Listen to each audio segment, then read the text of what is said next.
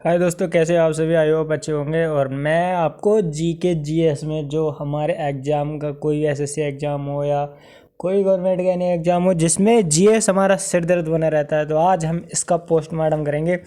और ये सीरीज चलेगी पूरी। इसमें 400 कुछ 450 पेजों की लगभग ये पीडीएफ तैयार हुई है और इसके ज़रिए हम जीएस का खात्मा करेंगे। तो आइए दोस्तों, बने रहें हमारे साथ। वीडियो को ज़्यादा से ज़्यादा लाइक करें, शेयर करें। अगर वीडियो अच्छी लगे तो वीडियो को लाइक करें, अगर अच्छी नहीं लगे तो डिसलाइक करें। और कमेंट में अपने विचार ज़रूर बताएं कि कंटेंट कैसा है।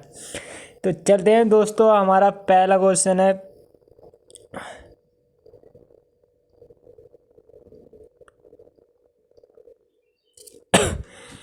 देखिए दोस्तों, हमारा इसमें पहला क्वेश्चन दिया हुआ है।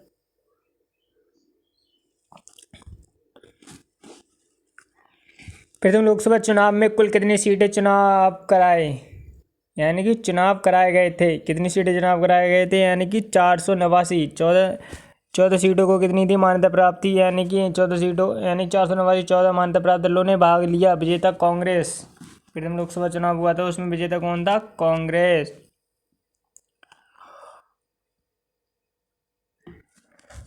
2019 में लोकसभा चुनाव में कुल 543 सीट पर ही चुनाव कराए गए थे। लोकसभा विधानसभा में सीटें यानी 2026 तक अपरिवर्तित रहेंगे। प्रथम लोकसभा चुनाव 1951 से 1952 में संपन्न हुआ था। प्रथम लोकसभा चुनाव के अध्यक्ष गणेश वासुदेव मालवकर तथा उपाध्यक्ष अनंतसयम अयंगर थे। यानी कि लोकसभा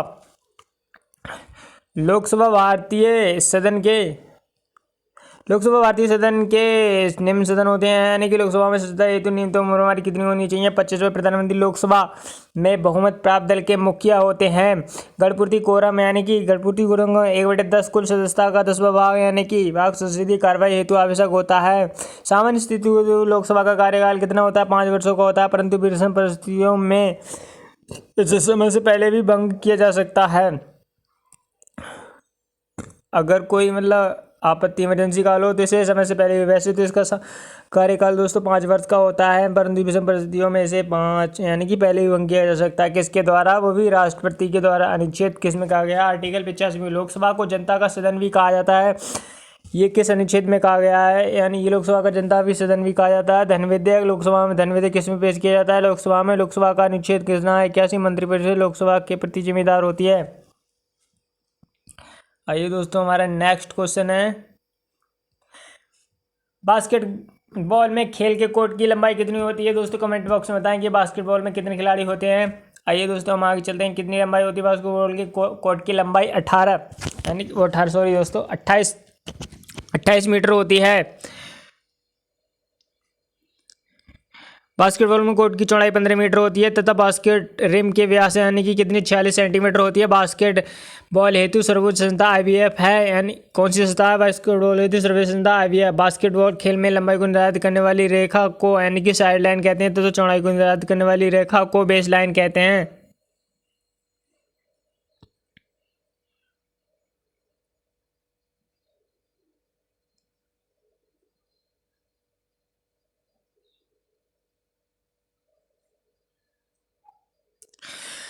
बास्केटबॉल में 3 प्रकार के स्कोरिंग सिस्टम होते हैं: 3 point, 2 point shot, 1 point shot.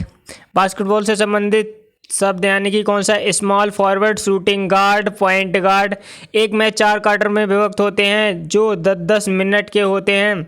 Volleyball में खिलाड़ियों की संख्या 6 होती है। कोर्ट की चौड़ाई क्रमशः कितनी होती है? यानी कि 18 मीटर लंबाई होती है, 9 मीटर चौड़ाई होती है। वॉलीबॉल की बात हो रही है। बीच वॉलीबॉल में लंबाई चौड़ाई क्रमशः कितनी होती है? 16x8 का आंकड़ा होता है, यानी कि 16 मीटर लंबाई होती है, 8 मीटर चौड़ाई होती है। महिला वॉलीबॉल में नेट की ऊंचाई कितनी होती है? 2 पॉइंट। महिला वॉलीबॉल में नेट की ऊंचाई 2.24 मीटर तथा पुरुष वॉलीबॉल में नेट की ऊंचाई 2.43 मीटर होती है। क्वेश्चन दिया है दोस्तों, अक्टूबर 2023 के अनुसार राज्यसभा में महासचिव के पद पर कौन है? यानी प्रमोद चंद्र मोदी। ये दोस्तों ऐसी पीडीएफ तैयार हुई है जिसमें आपका करंट भी साथ साथ तैयार हो जाएगा, तो बिल्कुल टेंशन न लें। इसके बाद आपको मॉक टेस्ट लगाने में आपके नंबर भी अच्छे इंक्रीज हो जाएंगे। राज्यसभा के सभापति भारत के उपराष्ट्रपति होते हैं। राज्यसभा के सभापति कौन हैं? भारत के वर्तमान में कौन हैं? जगदीप, माननीय श्री जगदीप धनगढ़ 14। राज्यसभा में उपसभापति हरिवंश यानी राज्यसभा के सभापति उपराष्ट्रपति। राज्यसभा में उपसभापति हरिवंश नारायण सिंह। वर्तमान में लोकसभा के अध्यक्ष ओम बिरला। वर्तमान लोकसभा में विपक्ष के नेता अधीर रंजन चौधरी तथा लोकसभा में महासचिव उत्पल कुमार सिंह। थल सेना के प्रमुख मनोज पांडे। वायुसेना के प्रमुख RBR चौधरी तथा नौसेना का हरि कुमार सिंह है। वर्तमान महाद्वीप यानी आर वैकेंट मुख्य चुनाव आयुक्त राजीव कुमार। उपराष्ट्रपति के चुनाव में संसद के सभी सदस्य भाग लेते हैं। उपराष्ट्रपति के चुनाव में संसद के सभी सदस्य उपराष्ट्रपति के चुनाव 2022 में जगदीप धनखड़ के विपक्ष में मार्गरेट अल्वा खड़ी थी। आगे चलते हैं दोस्तों। मणिपुर की प्रमुख यानी कि त्योहार यंगसो कितने दिनों तक मनाई जाती है? 5 दिनों तक मनाई जाती है। अब मणिपुर के बारे में हम थोड़ा गहन अध्ययन करते हैं डीपली। इसे मणिपुर की होली भी कहा जाता है, यानी जो अंगसो त्योहार है मणिपुर का 5 दिनों तक मनाया जाता है, इसे मणिपुर की होली भी कहा जाता है। इस त्योहार में थावल चांग नामक कृत्य भी किया जाता है। मणिपुर के अन्य प्रमुख त्योहारों में लाई हरोबा यानी कि कौन सा है? लाई हरोबा, संगई महोत्सव, चेरो, चवांगकूट महोत्सव, गंगई नगई महोत्सव। बिहार में कौन सा नृत्य किया जाता है? छठ पूजा यानी कि छठ पूजा होती है, 4 दिनों तक मनाई जाती है, जो भगवान सूर्य। छठ पूजा किसको समर्पित है? भगवान सूर्य जी को समर्पित है। केरल में ओणम 10 दिनों तक मनाई जाती है। मकर संक्रांति के समय तमिलनाडु के प्रमुख त्योहार को यानी पोंगल 4 दिनों तक मनाई जाती है। नागालैंड का प्रमुख त्योहार हॉर्नबिल 1 से 10 दिसंबर तक मनाई जाती है। छत्तीसगढ़ की प्रमुख त्योहार यानी कि दशहरा बस्तर दशहरा 75 दिनों तक मनाई जाती है।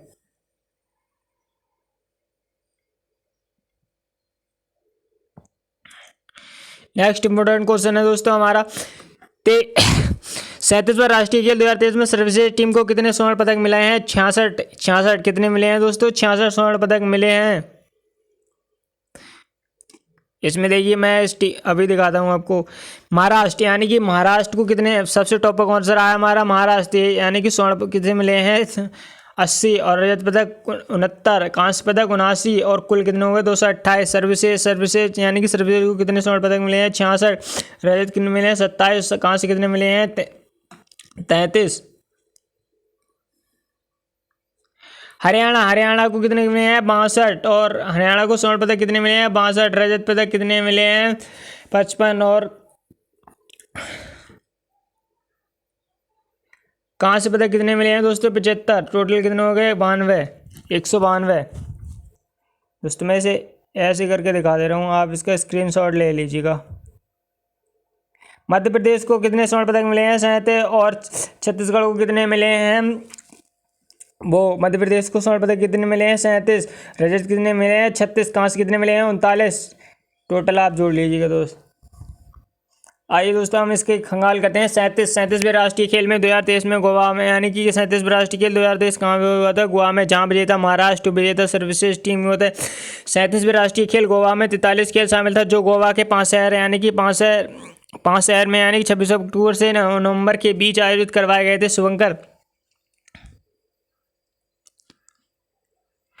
शुभंकर मोगा थीम सॉन्ग। खेल ऐसा खेल है जो कि जैसे कोई खेल न खेला हो। सर्वश्रेष्ठ पुरुष खिलाड़ी यानी कि श्री हरि। सर्वश्रेष्ठ पुरुष खिलाड़ी श्री हरि नटराज। तैराक यानी कौन है? 10 पदक। सर्वश्रेष्ठ महिला खिलाड़ी संयुक्ता प्रसन्न काले प्रणीति यानी 5 नए पदक। नायक प्रोजेक्ट कंपनी यानी प्रोजेक्ट कंपनी किसे कहते हैं? पेटीएम को। 36 राष्ट्रीय खेल गुजरात में हुआ था। 36 राष्ट्रीय खेल। 38 राष्ट्रीय खेल 2024 उत्तराखंड में होगी। 39 राष्ट्रीय खेल 2025 मेघालय में होगी। 36 राष्ट्रीय खेल गुजरात में होता है। 38 राष्ट्रीय खेल यानी 2024 उत्तराखंड में होगी। 39 राष्ट्रीय खेल 2025 मेघालय में होगी। क्वेश्चन है कि निम्नलिखित में से किस प्रायद्वीप नदी का उद्गम मध्य प्रदेश से होता है? कौन सी नदी है? नर्मदा नदी, जो दोस्तों पूर्व से पश्चिम बहती है। आइए इसका हम गहन अध्ययन करते हैं। नर्मदा नदी मध्य प्रदेश के अमरकंटक चोटी से निकलकर पश्चिम दिशा में बहते हुए बंगाल की खाड़ी में गिरती है। ये प्रायद्वीपीय भारत की अरब सागर में गिरने वाली सबसे लंबी नदी है। नर्मदा नदी पर स्थित बांध परियोजना दोस्तों ये बहुत ही इंपोर्टेंट है। ओंकारेश्वर बांध परियोजना, सरदार सरोवर बांध परियोजना, इंदिरा गांधी बांध परियोजना, बांध सागर बांध इत्यादि प्रमुख हैं। नर्मदा नदी को मध्य प्रदेश का जीवन रेखा भी कहा जाता है, जो डेल्टा का निर्माण नहीं करती है। ये भ्रंश घाटी को फॉलो करती है। डेल्टा का निर्माण इसलिए नहीं करती है, केवल बंगाल की खाड़ी में ही गिरने वाली नदियां ही डेल्टा का निर्माण करती हैं। नर्मदा नदी अरब सागर में गिरती है, इसलिए ये डेल्टा का निर्माण नहीं करती है।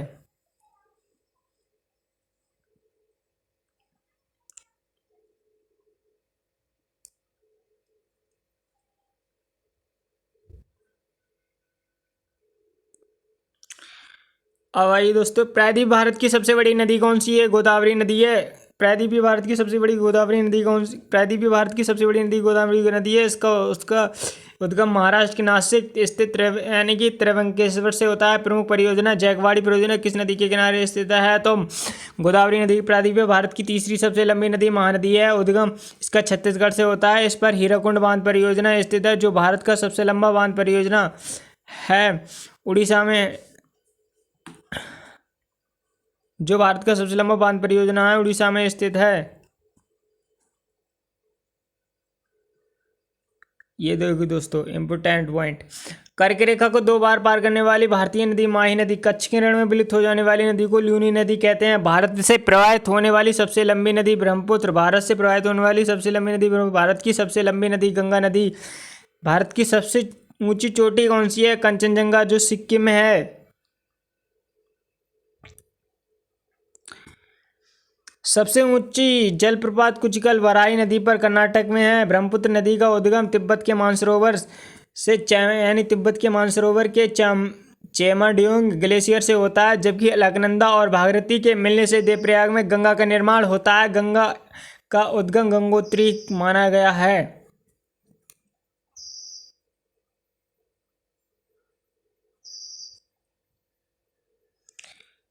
निम्नलिखित में से कौन से एक महारत्न कंपनी का उदाहरण नहीं है? दोस्तों, महारत्न कंपनी की संख्या कुल कितनी है? 13। और आइए हम दिखाते हैं कि कौन कौन सी हैं। कौन से नहीं? हिंदुस्तान एरोनॉटिक्स, ये महारत्न कंपनी है। महारत्न कंपनियों की लिस्ट दिखाते हैं आपको। ये रही दोस्तों महारत्न कंपनियां। वर्तमान महारत्न कंपनियों की संख्या कितनी है? 13, जो इस प्रकार है: NTPC, ONGC, SAIL, GAIL, VL, HPCL, BPCL, OL, ICL, रिएक, PFCL, power grid corporation limited. Hindustan aeronautic limited यानी नवरत्न कंपनी के अंतर्गत आता है। ये हमारा जो क्वेश्चन था उसका आंसर है दोस्तों।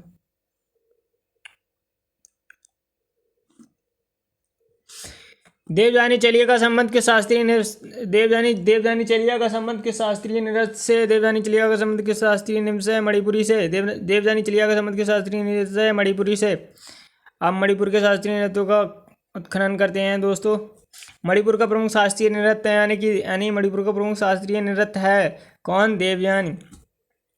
भगवान राधा कृष्ण प्रेम संग को दर्शाया जाता है। मणिपुर प्रमुख नृत्य कलाकारों में गुरु विपिन सिंह, झावेरी बहनें मणिपुर, अमला शंकर, चारू माथुर, कमला देवी, बिंबाती देवी। सत्रिय नृत्य के शुरू करने का श्रेय गुरु शंकर देव को दिया जाता है। सत्रिय नृत्य को शुरू करने का श्रेय गुरु शंकर देव को दिया जाता है। यह असम से संबंधित सत्रिय नृत्य 8 इस प्रकार। सत्रिय नृत्य 8 यानी इस बार भरतनाट्यम, कुचिपुड़ी, मोहिनीअट्टम, कथकली, उड़ीसी, मणिपुरी, सत्रिय, कथक। ये हमारे 8 शास्त्रीय नृत्य हैं। एक से अधिक नृत्य करने वाले कलाकार सोनल मानसिंह। एक से अधिक नृत्य करने वाले कलाकार सोनल मानसिंह भरतनाट्यम तथा उड़ीसी। भरतनाट्यम यानी सोनल मानसिंह यानी भरतनाट्यम, उड़ीसी यामिनी कृष्ण मूर्ति, भरतनाट्यम तथा कुचिपुड़ी। सोनल मानसिंह सबसे कम उम्र में पद्म भूषण प्राप्त करने वाली नृत्यांगना बनी थी।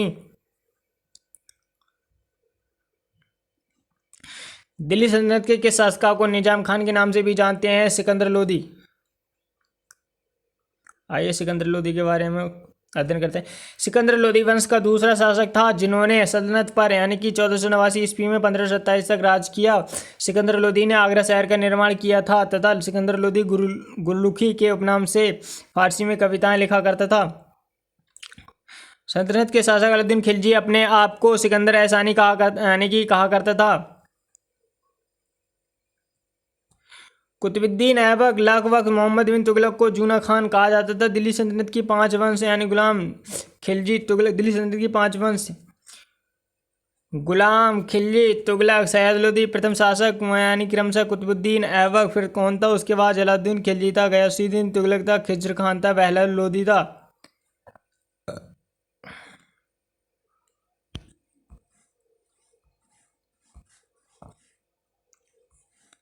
एक मिनट दोस्तों।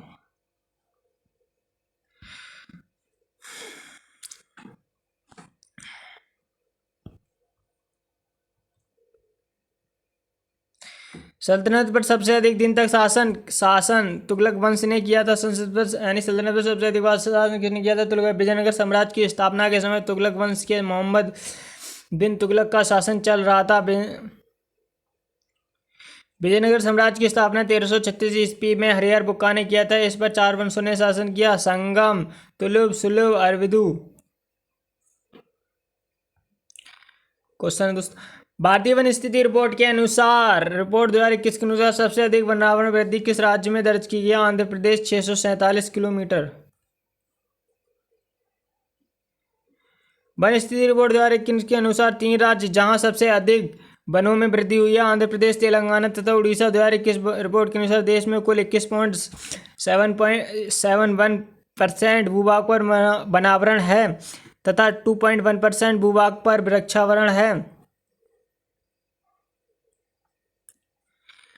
वन की स्थिति रिपोर्ट हर दूसरे वर्ष की यानी कि दूसरे वर्ष ज्ञात की है। देश में सर्वाधिक वन राज्य यानी कि देश में सर्वाधिक वन वाला राज्य मध्य प्रदेश, अरुणाचल प्रदेश, छत्तीसगढ़। न्यूनतम वनावरण वाला राज्य हरियाणा, पंजाब, गोवा। भारत को पर्यावरण अनुकूल सुदृढ़ होने के लिए 33% भूभाग पर ही वनों का होना आवश्यक है। यानी कि भारत को पर्यावरण अनुकूलन संतुलित होने के लिए 33% भूभाग पर वनावरण होना आवश्यक है।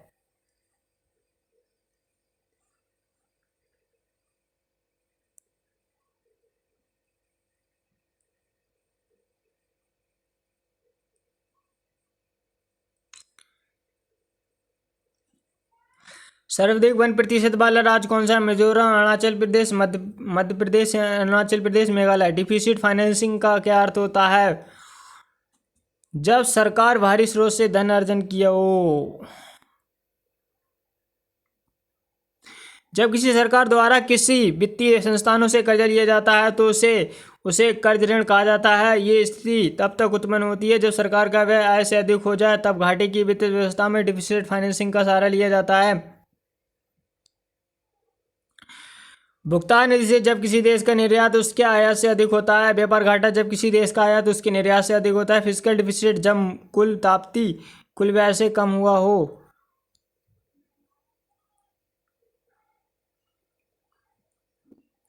क्वेश्चन दोस्तों, वर्तमान समय तक भारत में सर्वाधिक उत्खनित उत्पादन खनिज तथा उनसे संबंधित राज्यों का गलत मिलान कौन सा है?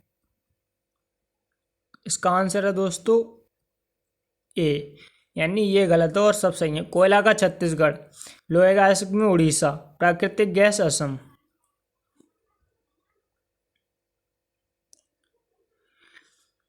वर्तमान में सबसे अधिक टंगस्टन का उत्पादन भारत में आंध्र प्रदेश से होता है। विश्व में सबसे अधिक टंगस्टन का उत्पादन चीन से होता है। टंगस्टन संकेत यानी कि W इसका गलनांक उच्च होता है। इसका उपयोग बल्ब के फिलामेंट में किया जाता है।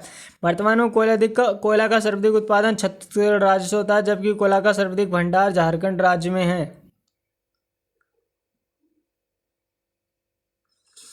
वर्तमान में लोहे का सबसे उत्पादन उड़ीसा में होता है। उड़ीसा के बादाम पहाड़ी लोहे के लिए प्रमुख है। लोहे का उत्पादन भारत का विश्व में दूसरा स्थान है। उड़ीसा राज्य में निकल, बॉक्साइट, क्रोमाइट के उत्पादन भी प्रथम स्थान रखते हैं। सोने के उत्पादन में प्रथम स्थान कर्नाटक कोलार का है।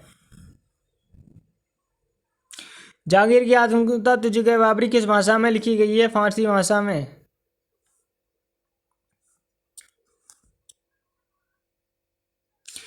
थैंक यू दोस्तों। अब नेक्स्ट हम दूसरी वीडियो में बनाएंगे। अभी मेरा टाइम हो गया कोचिंग का, मैं कोचिंग जाता हूँ। मैं भी पढ़ता हूँ, आपको भी पढ़ा रहा हूँ। और आपको अगर ये वीडियो सीरीज अच्छी लगी तो वीडियो को ज़्यादा से ज़्यादा लाइक शेयर करें और अपने दोस्तों को बताएं जो SSC का अभी जो MTS एग्ज़ाम है, CGL वगैरह में आप इससे ज़्यादा स्कोर कर सकते हैं। एक बार इस वीडियो को ज़रूर देखें, आपको काफ़ी हद तक इम्प्रूव होगा। थैंक यू दोस्तों।